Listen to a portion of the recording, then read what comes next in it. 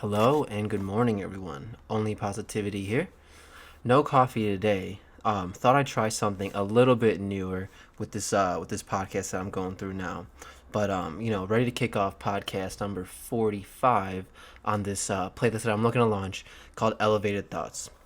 So, I thought instead of starting with a story today, I can just go straight into today's topic. So, I was thinking about things that I've talked about in my previous podcast and some of the things that I wish I had learned growing up, right? And I think one of those things that I was talking to a couple of my boys with, my fiance with, was bills, right? I never really understood bills growing up. And I don't want to say I didn't understand what things costed. I just didn't really understand the full scope of how bills factor in to day to day living as you live on your own, as you live with someone else, and you have to start providing for yourself and things. And in school, they really don't teach you too much about bills, right? They teach you the finance, the accounting, derivatives, advanced calculus, but they don't teach you basic understanding of how to take care of yourself financially, right? So I figured, hey, look, it might be useful to go through some of these things. And one of the things that sparked this actually was I was logging into my ComEd account and checking my bills, and I really didn't understand how the bill played out, right? So I have my ComEd bill here, right? So my most recent bill was like $50, right? So it says the supply cost 21.47. Yeah, it says ComEd provides your energy. It also says delivery was like another $23. And it says ComEd delivers electricity right to your home. So it's all good. I mean, I understand. Like, I'm glad I have ComEd and I have the services they provide. But yeah, man, I just really didn't understand it. So I think I'm thinking about like how probably a lot of other people maybe don't understand like how bills work and things like that. But let me just dive into this, right? So what I'm trying first is this new mic setting on my Yeti that my brother and sister got me. So one of the modes said it was built for podcasting, but I thought I sounded like a little distant. So I don't know. You guys, let me know. Um, Another thing, I usually type out my notes, but today I'm gonna try out. I wrote it. I wrote them all down. So one of my cousins got me a podcasting journal, so I figured I'd write it down. So so the first thing I'd written down. All right. So I never really knew how much bills really impacted a household, right?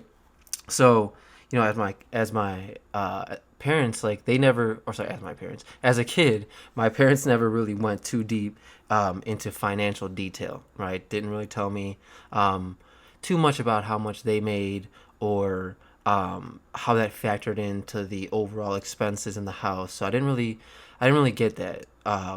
So as I started working at a young age, even my direct deposit really didn't go to my bank account, went to my dad's bank account. So I didn't really understand how money worked like that. So as I got out of college, I lived in my own place, and I remember paying my first ComEd bill. It was like $200, and what you realize is you're paying for the tenant right before you, right? So if you move in on the 15th, you still have to pay the whole month's bill, which is bogus. Um, so I saw it was $200, and I'm like, what? I can't afford this every month, right? So I call up the ComEd agent, and I'm like, hey, is this gonna be my bill every month? Because that's not what I was told, or that's not what I signed up for, anything like that, right? And the lady was just kind of like, wait, what? Like, that's how much you pay for the month, right? Like, cause she didn't know there was a tenant before me. She's like, that's just your bill, man. That's like your usage. And she's trying to explain to me that my bill varies based on usage. And I was like, so as like a single dude who lives in a 1 bedroom spot, can you give me like a rough estimate of what it should be? And then she told me it should be around like 60, $70, which seems is a little high, right? If I was by myself, I don't really use that much. But yeah, it was interesting because I was just like so confused as to how something could be so expensive. But then I was thinking about like how expensive that would be to power a house, right? It's probably, 2 or 3 times that. So, my parents' bill must have been, around $200 a month or something like that, which is a large amount to be paying every month for utilities, right?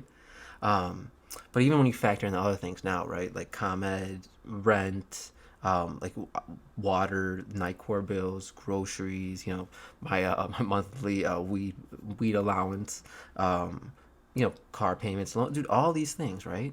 These are recurring expenses that happen every single month, right? So rent's due on the first of the month. Water, based on your usage. Same thing with Nicor, and then groceries are one that you really got to work into your routine, right? I think for a while in early quarantine, we were using like a DoorDash service or whatever. Like the grocery got delivered to our place, but groceries eats up a big chunk of time and is a big chunk of like the monthly income, I'd say, man. But yeah, I don't know. So I don't know. Maybe the the car payment, right? Car payment.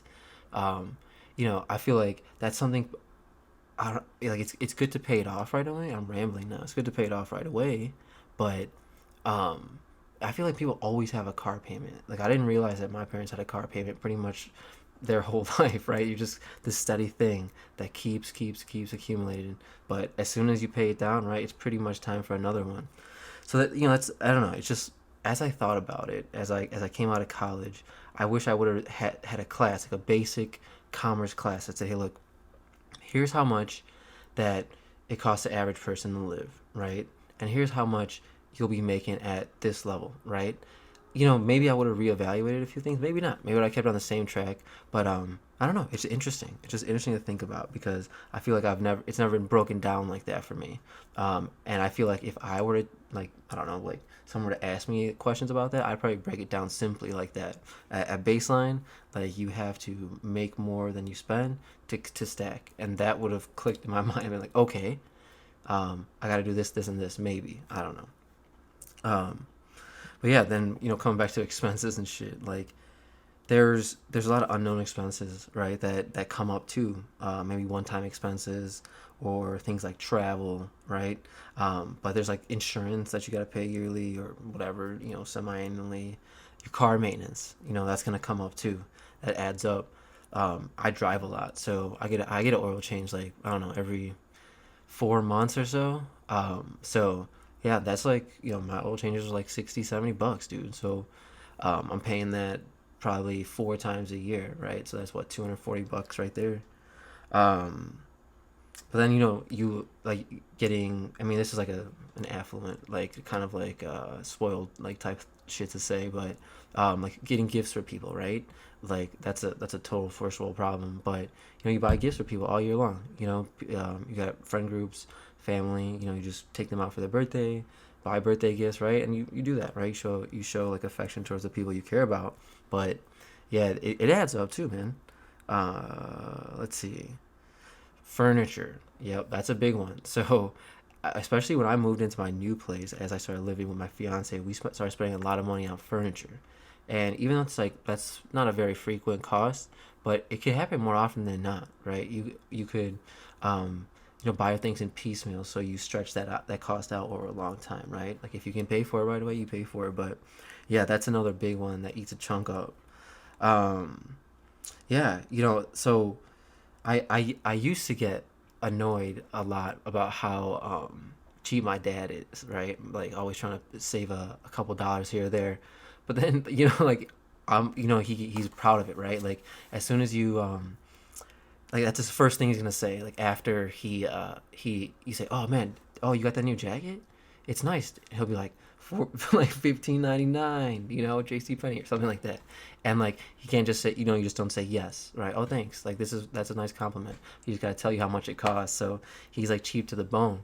But like I'm totally like that too now, where I'm bargain hunting. I'm looking for like quality for what I do. But what I think it helps you do is just do more research on your purchases, right? You become more aware of how you're spending, how you're trending, and you evaluate. Like if you're going through a quality check process between all your purchases, you'll probably like save a few bucks here and there, which is a good thing to do if you're working hard for it, right? Um, but I don't know.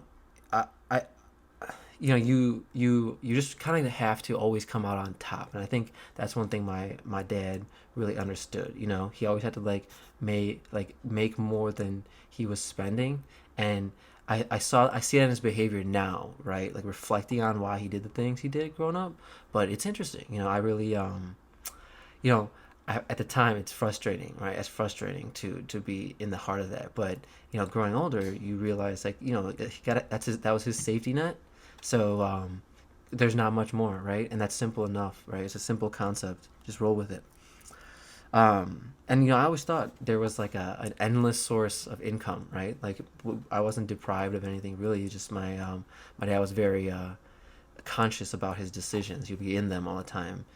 He would really make me question if I needed something or not. So uh, I think it was I don't know. I used to think that, man, why is he doing this? He has it. He can definitely buy it because if I did need something, he would buy it. But then I realized that it's not like that. Spending can get out of control if you don't have some kind of guideline, some kind of rubric for what you're gonna spend. But yeah, definitely annoying in the moment. Definitely got into a lot of arguments and shit. But um, yeah, so I also attempt to have to call Comcast once a year too. So I'm on this cheap ass like $50 a month like basic internet shit. So every year, like, so when I first enrolled, they were like, oh, we have a promotion going on, where you can get this like basic package for like $50. I'm like, yeah, for sure. And because I was a new customer, I think that's I definitely enrolled in that. And the following year, um, essentially they took me off of it, so I get this like a charge for like 5 times, right? It's like it's not sorry, it's not five. It's like what? It was like $175, right? So I was like, yo, dude, that's like okay. So I call him up. I'm like, I need this $50 thing, dude. Right? I need it, like, because I don't know, 175 is too much, dude. What's going on here?